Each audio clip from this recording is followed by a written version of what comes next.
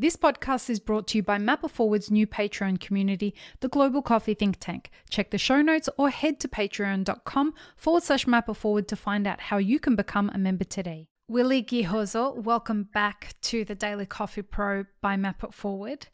This is our 4th episode in a 5-episode series, and we've talked about a number of different things about coffee production in Rwanda.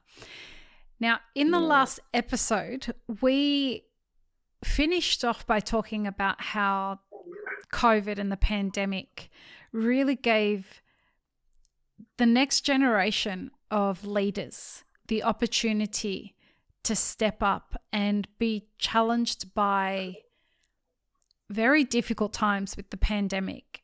And those challenging times don't look like they're going away anytime soon. And you're a 3rd-generation coffee producer in Rwanda in your early 20s. And you mentioned to me that you just love coffee. It's not just about you have to do this because your father does this and your grandfather does this. This is a calling for you, right? Yeah, it's kind of a calling, and that's true. Yes, that's true, because when we are sitting down with someone who don't know about coffee, maybe let me give you an example. Before, I used to pass by, there's a coffee laboratory in Gatare, and then they were just cupping coffee, and they'll just say, this has these grades, this have these grades, and I was like, how do you differentiate kind of thing? Okay.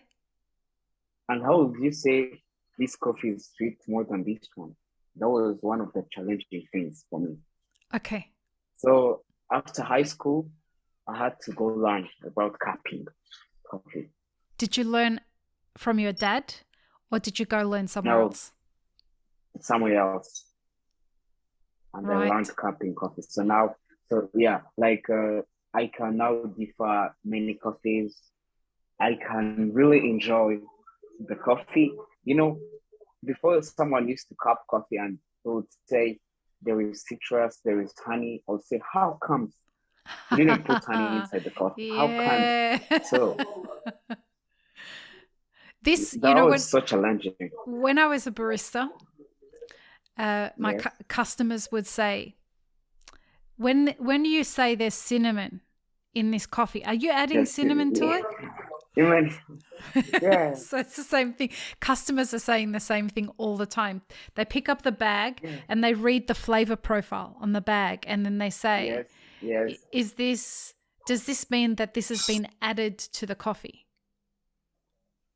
So that was me back in the days. Back in the days. Yeah, back in the days. And then the other thing I like, so Rwanda is trying to, coffee producers in Rwanda nowadays are trying to upgrade and do other processes, anaerobics, naturals, honey. So, they're upgrading. That's a new thing.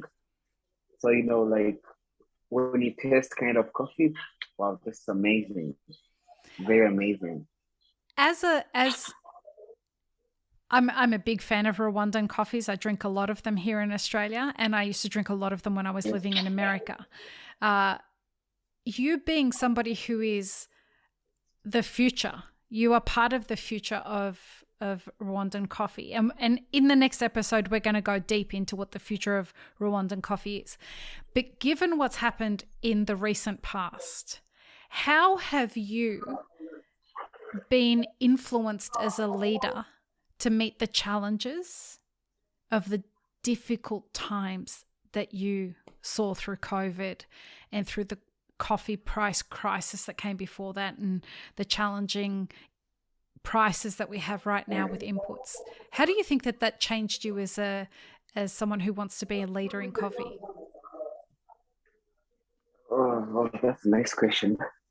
So it made me think of how I should protect myself while we are in these kind of situations. And then it made me think and come up with something new that might help in this kind of situation.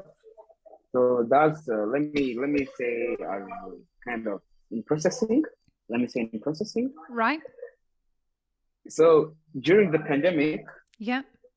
you know, I had that thing of saying there is something unique we need to do so that that thing our buyers need in the cup of coffee. Right. So that's when I started doing the natural coffee. Different from somebody else? Different from how other producers were doing them? Yeah.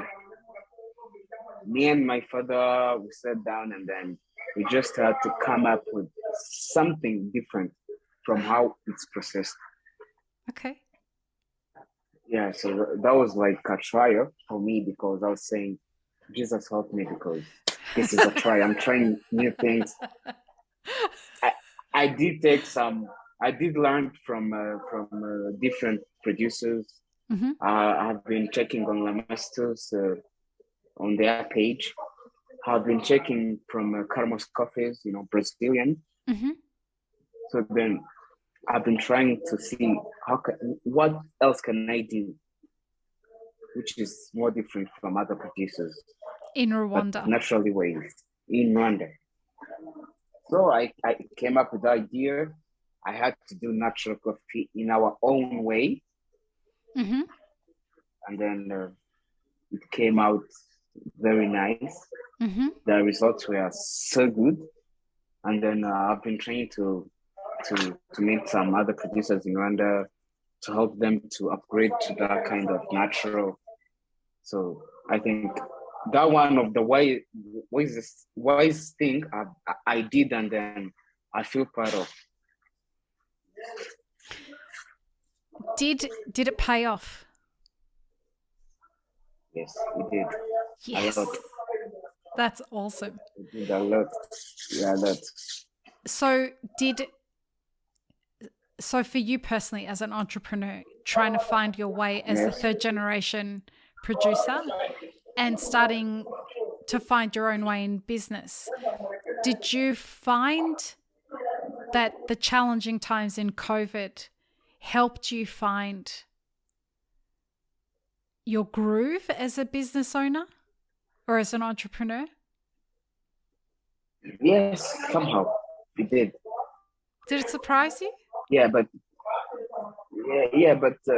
for coffee business, Yeah. we didn't.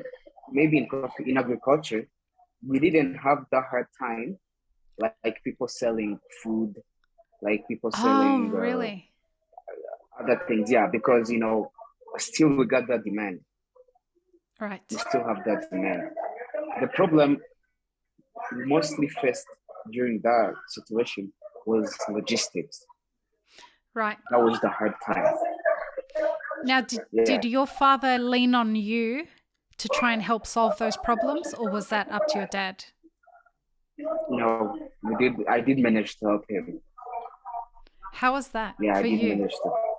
That was fantastic. When you're running from your father, and then there is this kind of tricks he taught me about processing in fully washed, processing fully washed.